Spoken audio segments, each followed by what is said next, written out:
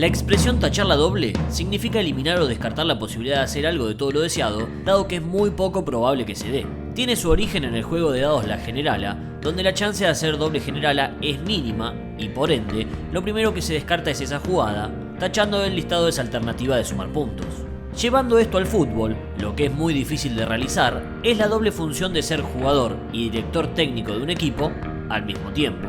Ya sea por incompatibilidad en las funciones, falta de confianza de la dirigencia, falta de liderazgo o directamente incapacidad de los jugadores. Sin embargo, hay casos donde los futbolistas también asumen la responsabilidad de conducir un equipo desde lo táctico y por eso repasamos los jugadores que no tacharon la doble y fueron directores técnicos al mismo tiempo. En Argentina, como tener un solo trabajo no alcanza, tuvimos casos de futbolistas y directores técnicos al mismo tiempo. Sin embargo, en nuestro país esta acción suele estar mal vista y no se estila, debido a que quien agarre el cargo será señalado generalmente por camarillero, serrucho o directamente de hacerle la cama al DT saliente, en el caso que el sucesor ya se encuentre en el plantel.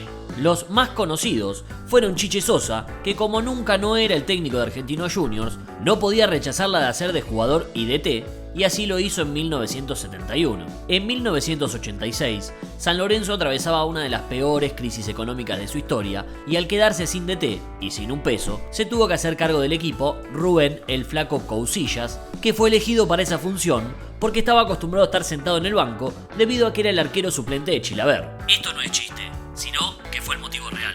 En el ascenso argentino, a fines del milenio pasado, en All Boys, jugaba el Checho Batista, en el que sería el último club de su carrera, y sirvió de transición para pasar de ser jugador a DT definitivo, compartiendo la función por algunos partidos. En el 2000 se dio sin dudas el caso más emblemático cuando Hugo Pachorra Smaldone, tras la renuncia de Jorge Holguín, se hizo cargo del Deportivo Español, equipo donde también era mediocampista. Esta corriente B tiene un fuerte arraigo generalmente en Inglaterra, donde se produjeron varios casos recordados, siendo dos de ellos, sin dudas, los más meritorios.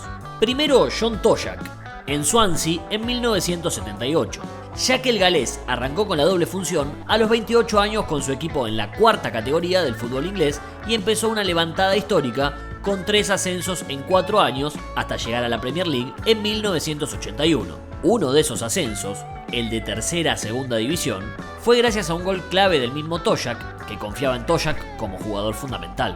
El otro caso más exitoso es el de Kenny Dalglish, escocés que jugando y dirigiendo al Liverpool ganó 3 ligas y 2 FA Cup a fines de la década del 80. El cargo de DT le fue ofrecido nada menos que el día después de la tragedia de Heysel, cuando se jugaba la final de Copa de Europa entre Juventus y Liverpool y en la que murieron 39 hinchas. Para no abundar en datos macabros, pueden ver este documental donde se ve la permanente relación entre Kenny y las tragedias en el fútbol, porque lamentablemente esa no fue la única donde estuvo presente. También otros jugadores históricos del fútbol inglés hicieron la doble función, como Bobby Robson en Fulham en 1967, Glenn Hoddle en Chelsea en 1993 o Paul Ince en un equipo choto del ascenso en el 2006. Generalmente quienes son jugadores y DTs al mismo tiempo suelen ser grandes o figuras o referentes, tal vez para evitar puteadas de la dirigencia en caso de que todos estos inventos salgan para el ojete. Por eso, siguiendo en Inglaterra, tenemos a Ruud Gullit, que para vender humo a lobulos, vamos a bautizarlo como el Smaldone negro.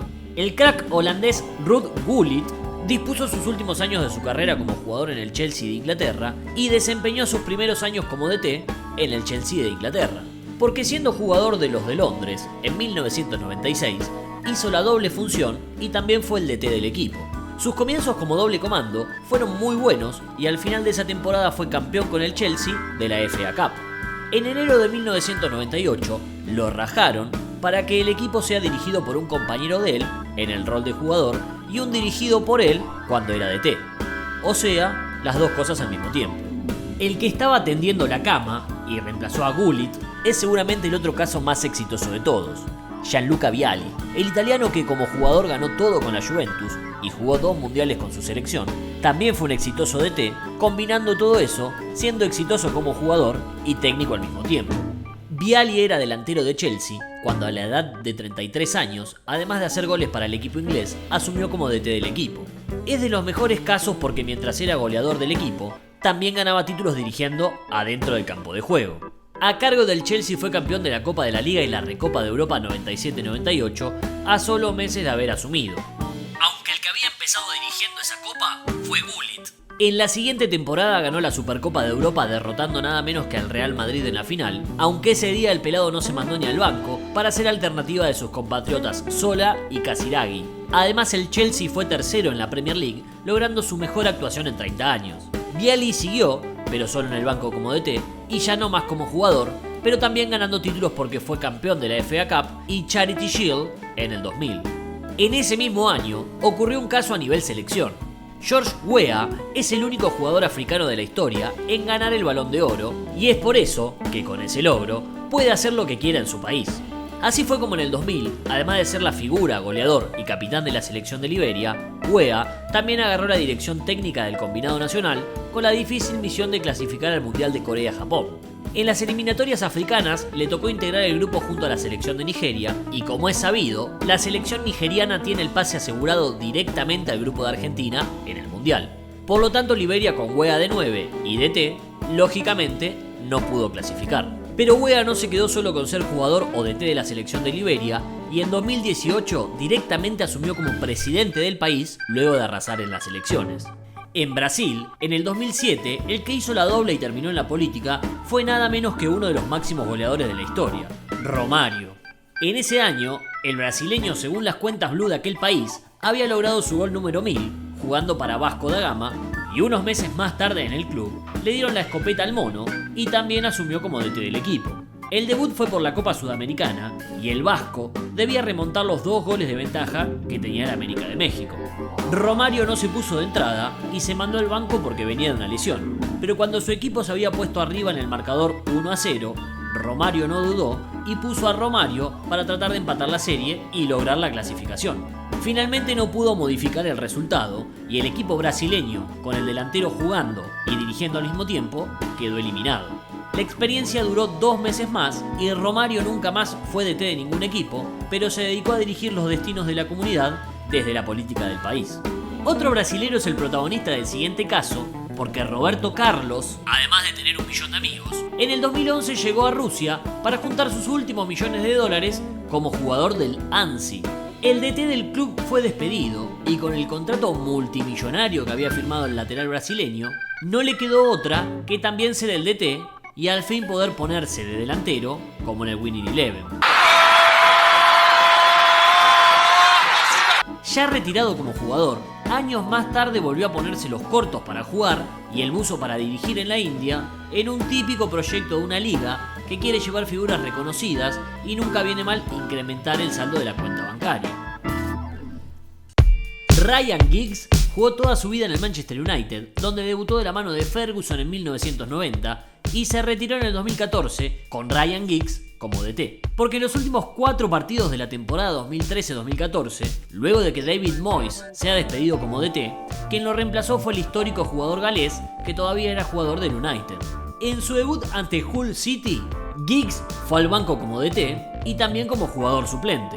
En el segundo tiempo, se mandó a la cancha ganando en su debut como DT y también en su despedida como jugador, ya que en los siguientes 3 partidos, Giggs no jugó y solo dirigió al retirarse como futbolista.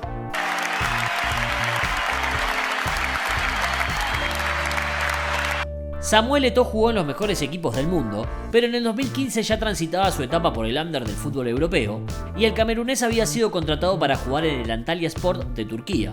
El equipo no andaba bien, por lo que lógicamente rajaron al DT de turno. Lo que no fue lógico es que quien lo reemplazara fuera el mismísimo Samuel Eto'o, que además era el goleador del campeonato. Si bien arrancó bien, ganando un partido por la Copa Turca, la experiencia haciendo la doble función duró solo 3 semanas porque no ganó ninguno de los siguientes 3 encuentros, incluyendo 2 derrotas por 3-0 y 4-2.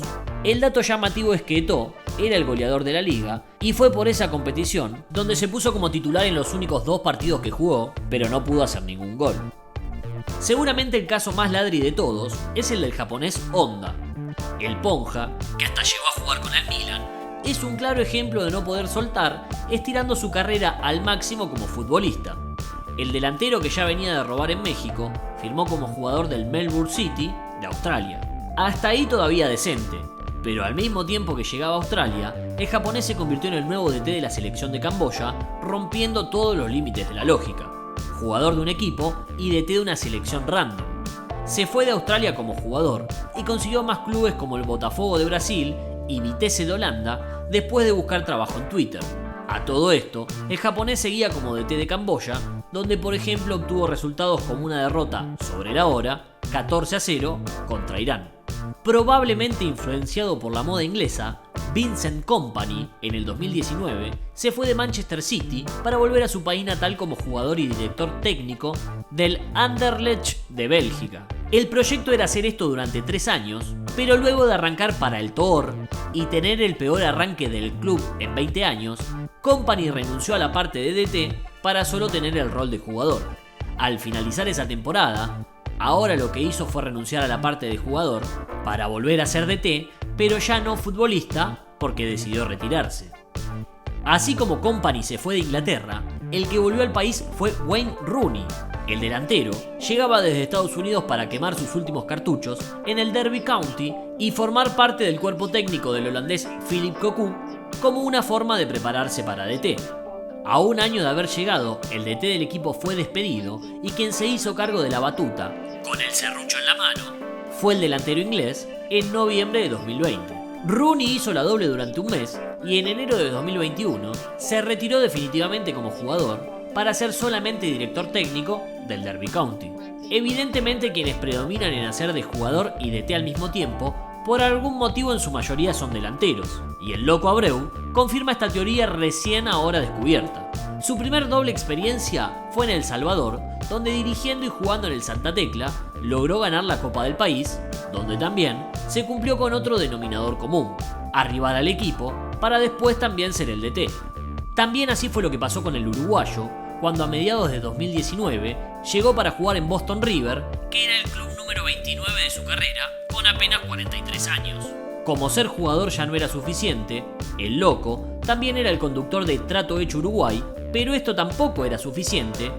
¿Por qué, Nerita? ¿Qué viene? Porque tenemos desafío. Se viene el desafío Rexona Fútbol Fanático. Muy bien. Y después de un semestre jugando en el River Anhelo de Uruguay, también se hizo cargo del puesto de director técnico, con algún indicio de trastorno bipolar. Así, por ejemplo, anunciaba quién iba a ser el 9 del equipo. Seguramente el 9 titular sea Sebastián Abreu, como viene sucediendo en los últimos partidos. Muy bien. No es Tenemos algo... que esperar la confirmación del entrenador. Y pues tenemos todavía 2 días de entrenamiento y... Descansate, tuviste días como para preparar, ¿no? Sí, Qué maravilla esto, que Sebastián Abreu confirme que Sebastián Abreu va a ser el 9 titular de Boston. Este doblete de funciones no fue para nada bueno y el loco debió renunciar cuando su equipo se encontraba en zona de descenso. Encima Abreu le cagó el campeonato al club de quien es hincha cuando Abreu decidió que juegue contra Nacional y que sea Abreu el encargado de ejecutar el penal con el que empató el partido. Esta doble personalidad ya era habitual en el uruguayo y lo sabíamos desde hace años gracias a su anécdota cuando, haciendo las veces de periodista, se hizo una entrevista a él mismo. Historia que contó hasta en el programa de los Pastores Brasileros. Como bonus track, el que superó a todos fue Juan Sebastián Verón, que fue más allá y no fue jugador y DT, sino que en el 2017 jugó en Estudiantes mientras era el presidente del club. La Brujita volvió al fútbol como parte de una campaña de incentivo para poder vender los palcos del nuevo estadio en construcción e increíblemente, con 42 años, el presidente de Estudiantes también jugó la Copa Libertadores.